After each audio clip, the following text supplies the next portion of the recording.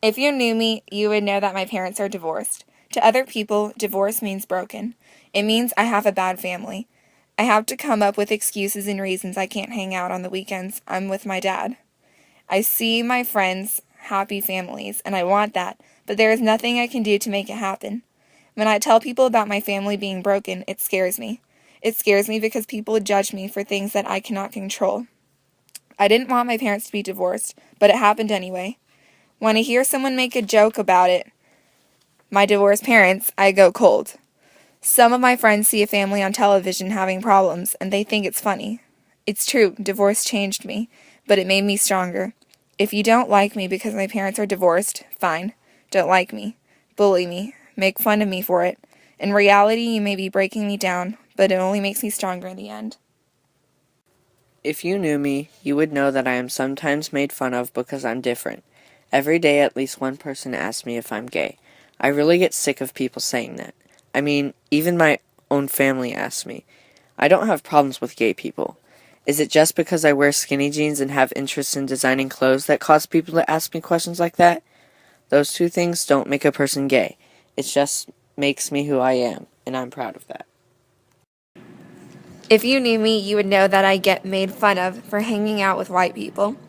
Even though I was born and raised in Mexico, the majority of my friends are white. Many Mexican people that I know will always ask me, "Why do you act white?" My response is always the same. Just because I'm Mexican doesn't mean that I have to have bad grades and act like a bad person. Everyone assumes that certain races act a certain way. To this day, I believe that having good grades and not having detention every day doesn't mean that I'm white. It just means that I'm a good person, but I am still 100% Mexican. If you knew me, you would know that I'm not a goody two-shoes. I don't kiss up to my teachers, nor am I obsessed with how my reputation looks. I know right from wrong. You could ask me to see my homework and I would say no, but not because I'm afraid of getting in trouble, but because I know that it's cheating. I don't follow the rules, I follow what I believe in. If you knew me, you would know that my little brother was diagnosed with autism at 2 years old. On the outside, his appearance seems normal, but you can tell that he is a little different. His mind just works in a different way. Nobody knows how hard it is to have an autistic brother. I have to deal with temper tantrums, obsessions, and weird phases every day. But I would choose to deal with those annoying quirks every minute if the bullying aimed at him would just stop. Kids tease him every day, cursing at him, throwing things at him, telling him to kill himself. 2 years ago, he told me he wanted to commit suicide.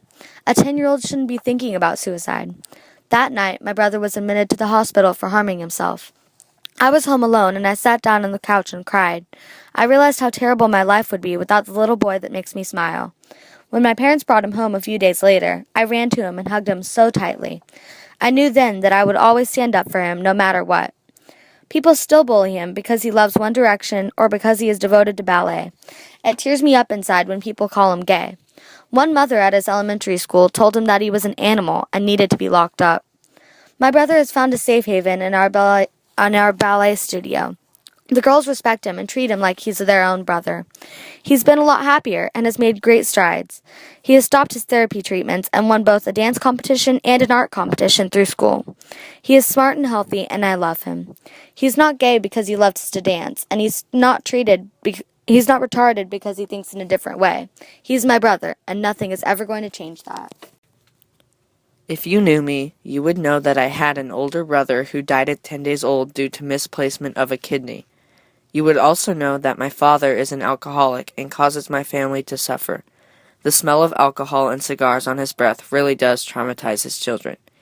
He is the most book-smart person I have ever met, but makes such bad decisions every day, almost causing accidents, passing out random places, and other things that cause our family much worrying. Even though my father does not set the best example to follow, I still have confidence in myself to push through the troubles in life and excel in everything I possibly can. If you knew me, you would know that I did not know how to write or speak English until first grade. I couldn't communicate as well as others. People didn't understand that I knew how to speak and write Farsi. They just thought I was dumb.